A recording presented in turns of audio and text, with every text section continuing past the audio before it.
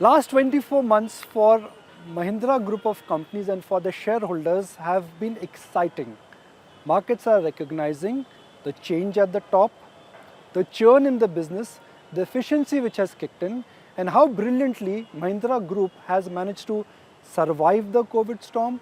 They've revived and now businesses are flourishing. And some would say that this is also largely because of the positioning the group has taken. Anish Shah, the CEO of Mahindra and Mahindra, is one person who's really instrumental in bringing about this rate of change. So where is the group headed? Where are individual businesses headed? Which are the new businesses they are incubating? It's a long introduction, but that is going to be the real essence of this edition of CEO at Work with Anish Shah of Mahindra & Mahindra. Mr. Shah, fantastic to have you on ET Now. Thank you for joining us. It's a pleasure being here with you, Nikunj. Let's start with a smile on your face. It's been a good last, rewarding patch for your shareholders and for everybody who's associated with Mahindra Group. Yes, we are very happy about that. We made a number of commitments. We have been able to deliver on them, exceed them as well. And I'm glad that the market is rewarding us for that. Your stock was one of the best performing stock on the Nifty for the year gone by. Does that make you feel happy, or you said, look, I don't care about markets? We have been the best performing stock in the Nifty for many years in the past. So for us, that is a high bar and one that we will continuously strive to meet. So just 1 year itself is good, is a starting point. I think we need to do that for many years. Can I say last 12 to 18 months was all about repair? It was about surviving the COVID storm. Now the company or the group would be in investment mode where growth and new businesses would flourish? That's right. And we've started that already. So we've gone on a growth mode. We started initially, as you said, with repair. There were a few actions that needed to be taken. And the good part is that we could take them fairly quickly. So we wanted to get to an 18% ROE. Initially, we felt it would take longer, 3 to 5 years. But as it turns out, we're there already. And that gives us a lot of confidence that we can do a lot more. And therefore, we pivoted to growth about a year ago. And we're really driving that growth across all our businesses. We feel that our businesses are positioned extremely well and will scale up very nicely. When you shared the outlook about growth as well as return on investments of 18%, you gave a timeline of 2025. You've achieved that almost 2.5 years ahead of the curve. So is it time to relook at your 2025 guidance? We have achieved that much faster. And what that allows us now is to start growing at a much more rapid pace. Okay. So we already have in many ways upped our guidance for 2025 as we've done better over the last few years. So what is the new normal now for the group? If I have to say, what is your guidance now for 2025, considering that you already achieved your number, operating leverage has kicked in? Can I say 20 is the new normal for you? See, from an ROE standpoint, we don't want to think about more than 18%. Okay. Because what our investors would look for, is both growth as well as returns. And therefore, we're really driving growth in a much bigger way at this point. Why has growth made a comeback? The same businesses which were struggling, which in a sense were contracting, which were not growing at industry average, what has changed? I would give a lot of credit to our leaders and our teams. I think they've done a tremendous job. There are certain mantras that we put in place in the group: collaboration, agility, and boldness, on a foundation of values which has been one with us for a long time. And we found that making a big difference as well.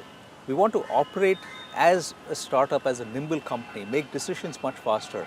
And our teams have driven that. We want to take bold actions, and we've done that in a number of different areas, in auto in particular, but across different sectors as well. And the level of collaboration has increased dramatically. So these are the three mantras that I think have made a difference, and therefore I would give all the credit to our teams for really driving those results. So let me draw your attention, and just for the benefit of our viewers, the fact that you invested into Sangyon and you've decided to get out of that investment. Has the Mahindra Group exited all the low growth and non-core businesses, or that is still work in progress? We have done that. Okay. We were very clear in categorize our companies as A, B and C. We've taken care of all C category companies at this point. Okay, so now you're left with A and B. Yes. What is the definition of A and B for you? For us, to start with first, that was a categorization for all loss-making entities. Okay. So A was companies that we feel we can turn around. And they actually have turned around, and they're profit-making entities. A number of subsidiaries of the farm businesses internationally, the US, Turkey, Mitsubishi in Japan. So all of them are now making profits. So they're out of the loss-making category completely. Category B was companies that were not at an 18% return, but had a strong strategic benefit for us. And we are seeing the strategic benefits from Sampo, for example, in Finland, for farm machinery, so as from Mitsubishi as well in terms of the technology that they bring to us. And therefore, those companies also continue on a solid path. So at this point in time, we've essentially got rid of all the loss-making companies by turning them around or by exiting them. Which are the companies which are entering the phase of high growth according to you? For us, are growth gems. But before I go there, even our four major businesses, Auto, Farm, Tech Mahindra and Mahindra Finance, all four are really in a very strong growth phase.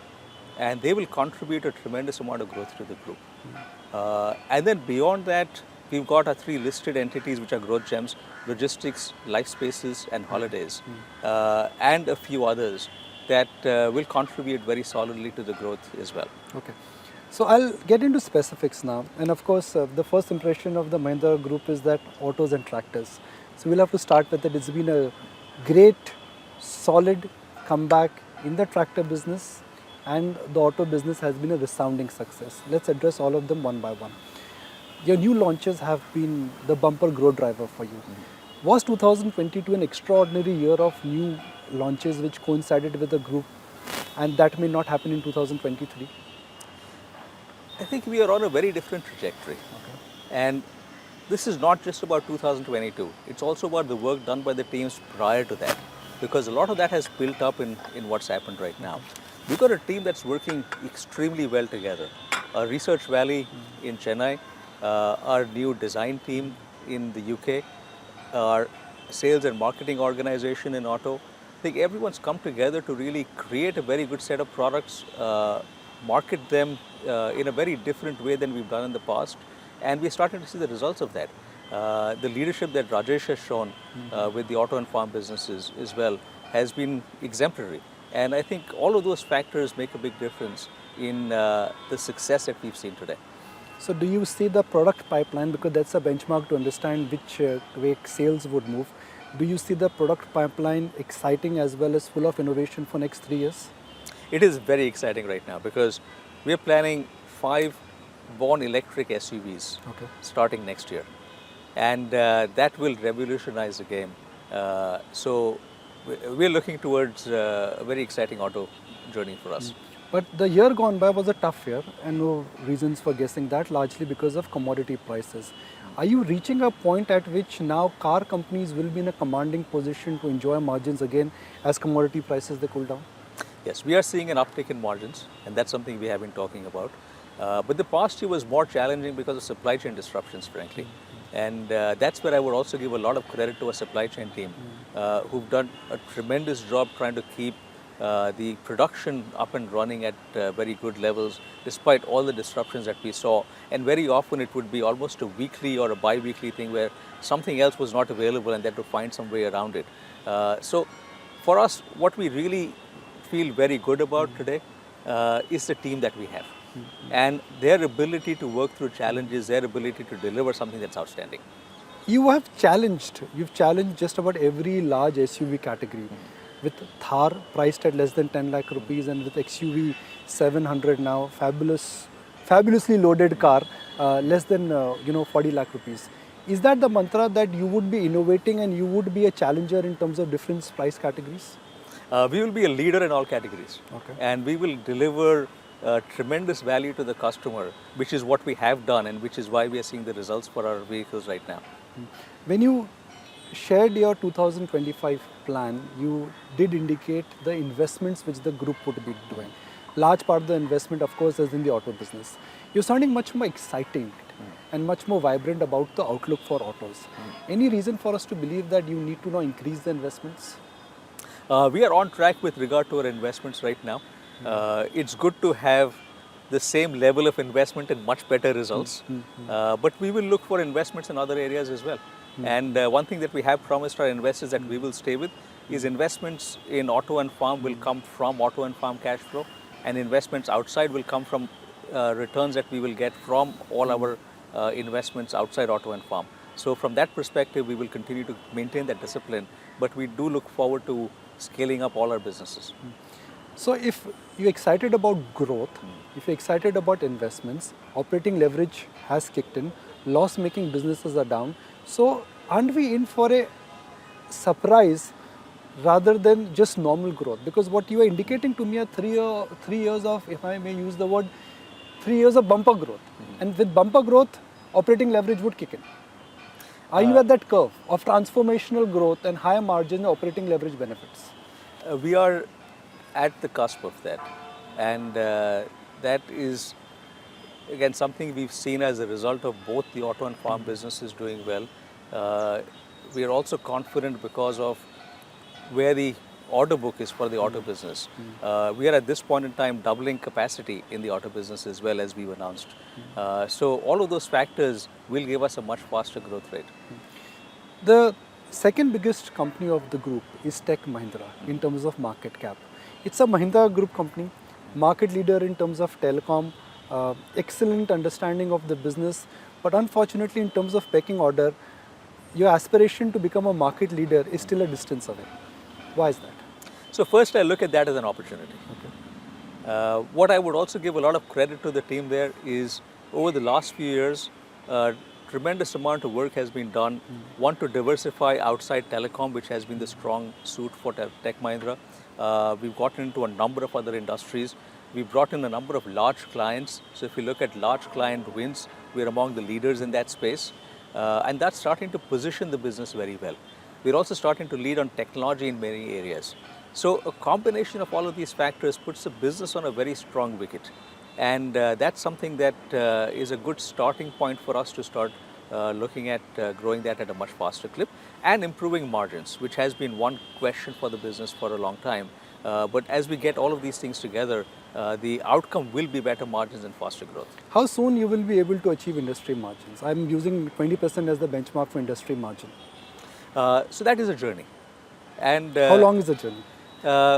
From a time frame standpoint, it's something that we will not make a specific commitment right now. But what is more important for us is to deliver value to our customers, establish as strong a base in other industries as we have in telecom. And as we do that, margins will automatically come. When you took over as CEO of Mahindra & Mahindra, you gave a ambitious, aspirational and what looks like an easy target now in terms of the return ratios, in terms of growth and in terms of getting prioritizing businesses. What is that aspirational journey for Tech Mahindra? The aspirational journey for Tech Mahindra is to be one of the leaders in its space. Can it reach there? I am confident it can reach there because we have a fantastic team. We have a team that has delivered on various fronts right now. And it's part of a journey, but that is similar to the journey we've gone through at Mahindra. So we are confident that we can get there. Mahindra Financials, another big group company. Now that business, I understand there is cyclicality and there is always a macro tailwind and sometimes an headwinds.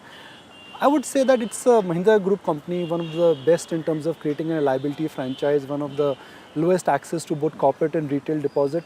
It has not really lived up to what other peer NBFCs have done. How are you looking at fixing that? So that is a reality. And that's the reality that we have acknowledged. We've gone into a lot of detail to understand why that was the case. And the synopsis of that is that first, we actually have a fantastic franchise. Because for rural and semi-urban India, we still have the best franchise that's out there, despite what others in financial services have done. The challenge for us was volatile NPAs. Every time there's an economic crisis, our gross NPAs would get to 16%. But all of it would come back in the next few quarters. So credit losses were never very high. And that's a model that we have changed now. A number of actions have been taken to reduce that volatility, to put the business on a path of much greater stability going forward, to infuse technology and data in a much bigger way. So that business today is actually on a very good track. And this is, I would say, 12 to 18 months of effort that's gone in already. We're starting to see some results of that. Gross NPAs have gone down to the range of 6% or so. But more importantly, we are confident that in the next economic crisis, they're not going to go back up to double digits. They're going to be far lower than that. So that business actually will move to getting a lot more value much faster than any of our other businesses today. So if you have to give us a 3-year outlook, now for any NBFC, the outlook would be based on credit growth as well as liability franchise and which way the NPA cycles are moving. NPAs you've already given us a sense. But in terms of growth and in terms of maintaining the return ratios, do you see a 3-year minimum visibility for Mahindra Finance? Mahindra Finance in 3 years' time will be a company that is viewed as a very stable company with a very strong franchise, with a strong return and strong growth as well. Right? These are the things that we would see for Mahindra Finance. That is a tall order. We're setting a high bar for ourselves, but based on the trajectory we are at right now, we're confident we can get there. So the book could double in 3 years or 5 years? I'm not worried about doubling a book. Okay. Right? That has never been the problem. Our team actually has a plan to double the book in 3 years, but at this point we are really looking at it closely to say it's more important to make sure our NPA becomes very stable in any economic scenario. It's more important to have a very strong set of customers with a strong customer experience, and that's where digital comes in a much bigger way. So the fundamentals are more important. If you take care of fundamentals, as I said earlier, the results will follow. But could there be a mix in the composition of the lending book? Because the NPAs are a function of the lending book. Rural versus urban, wholesale versus retail. Could that change at the core itself? Yes, absolutely. Because that has to change for NPS to be more stable. We are going after rural affluent in a much bigger way. We are going after products like loan against property. There are a number of different things being added to the book that will bring down the NPA profile, that will enable cross-sell. That's another area. We really haven't done cross-sell very well. So there are a number of things which I would look at as the basics, fundamentals, low-hanging fruit, you could call it what you want, but these are things that will make that difference for the business going forward. I'm looking at some small group companies and I'm using $1 billion as a benchmark here. Swaraj Engine, Mahindra EPC Irrigation, market cap 300 crore. Swaraj Engine, market cap 2000 crore. When you are consolidating, do these companies which have a market cap of less than, let's say, $500 million, do they need to be listed independently? There is more paperwork for you, there are more board meetings for you, there are more regulatory hurdles for you. What sense does it make to list these two companies? The first course of action is to see whether we can grow them. Okay. If we can grow them to a much larger level, then we don't have to worry about this question. If we cannot, then yes, you're right, we'll have to worry about that question. So so you think you can grow both these companies, which I mentioned, specifically Swaraj Engine and Mahindra EPC?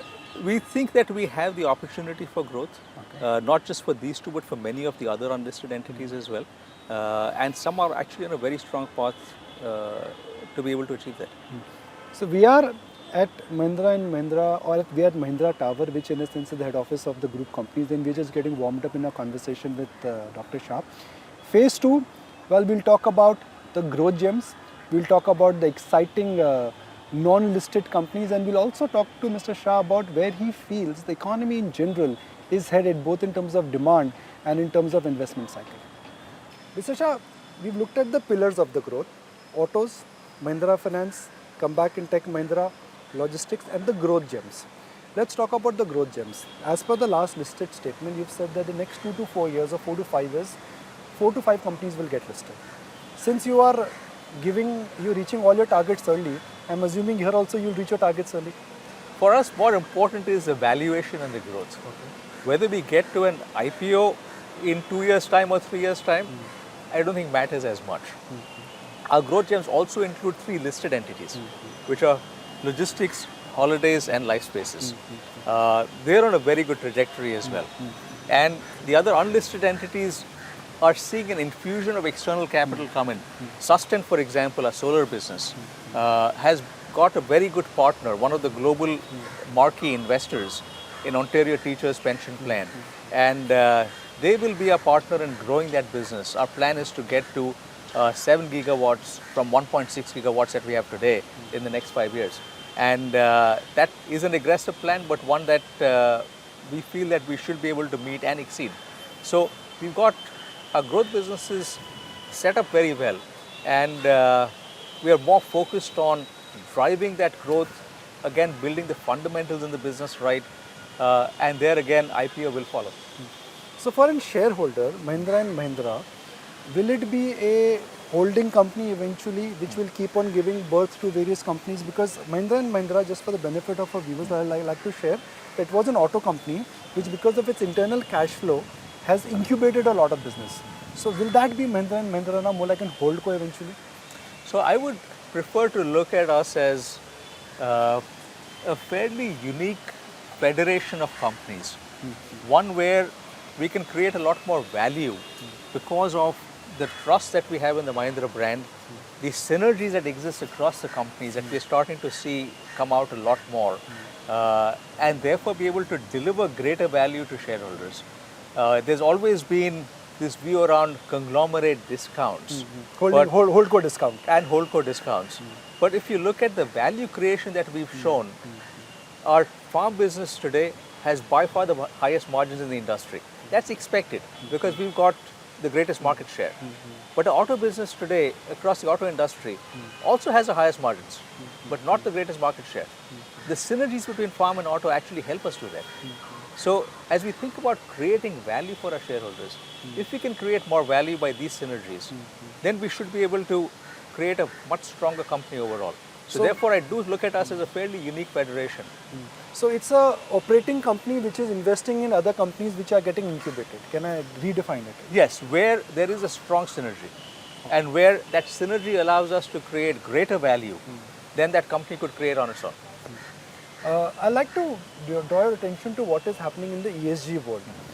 There was a huge emphasis on the entire ESG module. That is the need of the hour.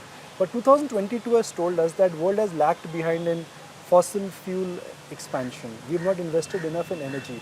So where does this ESG versus old school debate now stand after the war and especially after the 2022 experience? So first, I'm very glad you brought this up, Nikunj, because for us, purpose is most important. And we are in fact a purpose-driven company. We put purpose before profits, despite all the conversation we've had on profits so far. For us, if we have the right purpose, profits will follow. Let me take ESG starting with governance. Our journey in governance began when we were founded in 1945. Our founders put an advertisement in the Times of India talking about the principles under which that company was being founded. And if you look at those principles, today it would read like a governance manifesto. Social has been a credo again since our birth. And we've taken a number of actions on the social front. Nani Kali is a fantastic program we've got for educating young girl children. We've educated many, sort of over 500,000 over the last 25 years. And that is also something that we started before the CSR rules came out. Our journey in sustainability began in 2008, before sustainability was a prominent word on the corporate landscape. And we've taken a number of actions since then. We were one of the earliest to sign up for science-based targets, to set targets for being net zero. And today we are the leaders not only in India but globally in a number of actions in sustainability. So these are things that have to happen. I mean, this is part of not just who we are, but this is part of the responsibility that a company has to take in the world today. Fair point. We've seen very big, dramatic changes post-COVID. Government's emphasis on Atmanirbharta, China plus one. Now it is China and Europe plus one. You represent a group which has a very deep understanding of manufacturing. You are in defense, you are in auto, you are in machinery. How real is this excitement in the corporate world about India becoming that the Renaissance period in manufacturing has started? Very strong. I do believe that India has a potential. In fact, I have gone a step further in a couple of forums and talked about why are we looking at plus one? Why can we not set India up as the destination? We don't want to be a China plus one or a Europe plus one. It has to be India as a destination for the world. I know the government is taking a number of actions to make this happen. The level of focus and attention on this and all the conversations I've had is tremendous. And we're starting to see a lot of companies around the world as well start to look at India in a much deeper manner. The conversations that we've had with some companies, the support that we've given some of them, even informally, is something that gives us the confidence today that India has a potential. The next 3 to 5 years is what will define whether we can get there or not. But I think we have to think bigger. We cannot think of China plus one or Europe plus one. We have to think of India as the destination. So how do you see the next 3 years different from last 3 years? And I'm going to keep the COVID part aside, purely as a business cycle for Mahindra Group of companies and for India. I see the next 3 years with a lot of optimism. Despite the view around global recession, I do think India will be impacted to some extent. We're not going to be immune from what happens around the world. But India is better positioned today. Better positioned because we've taken quicker action in terms of rate increases, in terms of other things to control inflation. Our inflation has not gone up in percentage terms as much as what we've seen in other countries. And therefore, we should be better positioned to weather the storm right now. The fundamentals are very strong in India. And as we have business being done easier in many ways, we attract capital into the country. If we look at 3 years later, I think India should come out much stronger than the rest of the world. 2020, just about every second conversation was centered around COVID. 2021, it was centered around vaccine. 2022, it was all about inflation. What do you think the conversation this year for you, your companies and your boardrooms would be? Will it be inflation? Will it be growth? For us, conversation, even in 2022, has been growth. Okay. Despite all the challenges that have taken place. So our conversation on growth will continue. I will expect challenges given the world we are staying in today. Something or the other is going to happen. And we have to be ready for that. If there's a recession in the world, how prepared are you for it? We're ready for it. For a recession, first, you've got to make sure the fundamentals again are strong. So our cost control has been very strong over the years and continues to be so. Our products give us a lot of confidence and strength as well.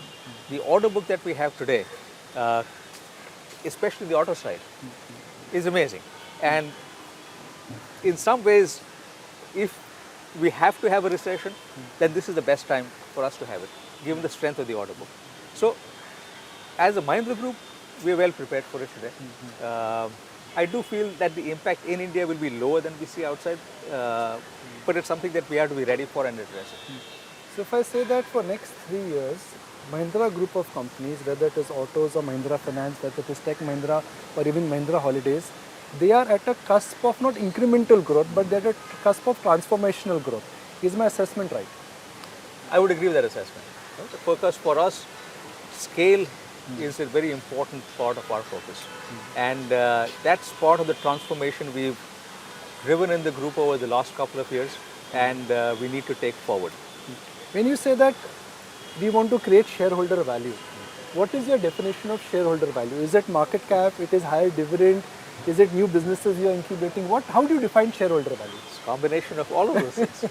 That's all. Everything that you said is what a shareholder would want. But is there a number is there an aspirational number for the group in terms of a market cap, subject to market conditions, which you would say is my 5-year aspirational and ambitious number? That is an answer, Nikunj, I'm never going to be able to give, because that will depend on the shareholders. We have to do what's in our control. And what's in our control is establish strong fundamentals for the business, deliver returns, deliver growth. And as we do that, the market will reward us, as they have in 2022. If you look at the value created for the Mahindra Group in 2022, it's been phenomenal. So that's something I would leave to investors. So what is the yardstick you will use to define 2023? And I'm sure we'll have another conversation before 2023 ends. That 2023 is a good year or a bad year. What is that yardstick for you? The yardstick for us is, have we delivered on first the commitments we've made? Okay. So the commitments we made are around ROE, are around growth, are around taking our growth gems on a certain path, on turning around Mahindra Finance, on continuing to establish the momentum we have in auto, especially with electric vehicles, on ensuring our farm business grows well through farm machinery, on TechM getting on a path of leadership with margins being addressed and being put on a right path there, So it's a set of things that we have. If we deliver on those commitments, the rest will follow. So we are not focused on a specific number for market cap, but we are focused on what we have to do to be able to drive the results that will achieve good shareholder outcomes. Just a few closing comments. The big deal which in a sense re-rated your electric business, is there another deal around the corner? That's what markets are excited about now that the electric vehicle business has gone beyond proof of concept. Now that launches are nearing. Is there a need and is there urgency to get another deal? So there isn't a need right now, and we have the capital required for electric. But as we have mentioned in the past as well, we will at some point bring in a second investor besides British International. They came in early because we feel that one, they're a marquee investor. They can help us grow this business well as also, and we value their insights into this business. But we will bring a second investor at the appropriate time. It's not something that's a burning need for us, but we feel that whoever can help us grow this business faster is someone we'd like as a partner. But eventually as the business grows, will the electric business be part of Mahindra auto business, or you could eventually in some point in time consider it, having it off or listing it separately? We could eventually consider listing it separately. It will depend on how electric grows, and that is a fair distance in the future. Is it growing as per what you anticipated? I think electric is starting to pick up faster than we anticipated. The challenge though will be with regard to infrastructure. And I would look at a single metric on infrastructure, which is charging time. If charging time remains at 45 minutes for a fast charge, it's going to be difficult to develop the infrastructure as we need it. Because real estate will not permit that to happen, or the real estate economics will not permit that to happen. So charging time has to come to 10 minutes. If that happens, infrastructure will be there in place. So till then, you will have a smaller segment that buys electric cars. Folks who can charge at home, folks who have a second car and are less worried about that, because range anxiety has been solved. We can deliver 500 kilometers, we can deliver 600, 700 if we want, but that is essentially an overkill.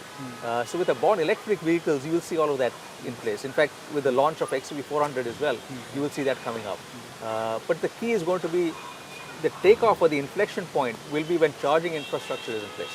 So if I have to summarize our today's lovely interaction, and thank you for your valuable time, I'll take the liberty of just extending the appointment by just a couple of more follow-up questions. As you look into the future, and especially in the short term, which is this year, there is a talk of a real recession hitting Western world. But when you look at the businesses and the positioning of your businesses, you don't think even if there's a recession, you would be in for a tough year. You are positioned and you're bulletproof. We are positioned, and we are as bulletproof as can be in this volatile world. Okay. If Anish Shah has to write one quote on a billboard, which summarizes motto of his life, on a billboard, what will that quote be? The quote on a billboard would be, the people around you, or your leaders and your teams, are the ones that are most critical to driving success. So take care of them, and the rest will take care of itself. What is a day like in your life? What time do you get up? What time do you sleep? What's the first thing you do when you get up, and what's the last thing you do when you sleep? Well, some of that I do need to change, because the first thing I do when I get up is look at my phone, and the last thing I do before I go to sleep is look at my phone as well, right? Which is not a very healthy thing. It tends to be, fairly uneven. It depends a lot on what's happening at work and things that are needed. So I may sleep anywhere between 11 p.m. to 3 a.m. and just go with the flow.